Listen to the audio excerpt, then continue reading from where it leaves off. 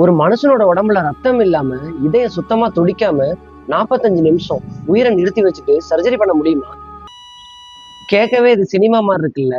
ஆனா 1991ல அமெரிக்காவில் bomb Reynolds அப்படிங்கிற ஒரு பெண்ணோட வாழ்க்கையில நிஜமாவே நடந்த ஒரு மெடிக்கல் மர்மங்க. அவங்களுக்கு மூளையில் இருந்த ஒரு ஆபத்தான பிரைன் ஆனிரிசம், அதாவது ரத்த குழாய் வீக்கத்தை சரி பண்றதுக்காக டாக்டர்ஸ் வேற வழியே இல்லாம அந்த ஸ்டான்சில் ப்ரொசீஜர் அப்படின்ற ஒரு முறையை பயன்படுத்தியிருக்காங்க. அவங்க உடம்புல இருக்கிற ரத்தத்தை மொத்தமா வெளியெடுத்து ஒரு ஹார்ட் லங் மெஷின் மூலமா 15 டிகிரி செல்சியஸ்க்கு அதை குளிர்விச்சு திரும்ப உடம்புக்குள்ளேயே அனுப்புனாங்க. அந்த அதீத குளிர்னால இதயம் துடிக்கிறது நின்று ரத்த ஓட்டம் மொத்தமா பாஸ் ஆகி அவங்க ஒரு கிளினிக்கல் டெத் கண்டிஷனுக்கே போயிட்டாங்க.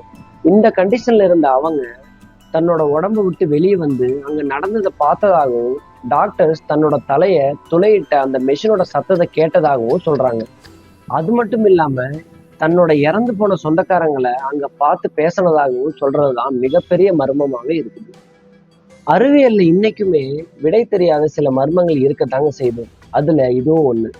டாக்டர்ஸ் அதிகாரப்பூர்வமா வெளியிட்ட அந்த மெடிக்கல் ரிப்போர்ட்டை டிஸ்கிரிப்ஷன்ல கொடுத்துருக்கேன், செக் பண்ணிக்கங்க. இந்த வீடியோ பத்தி நீங்க என்ன நினைக்கிறீங்க கமெண்ட்ல சொல்லுங்க.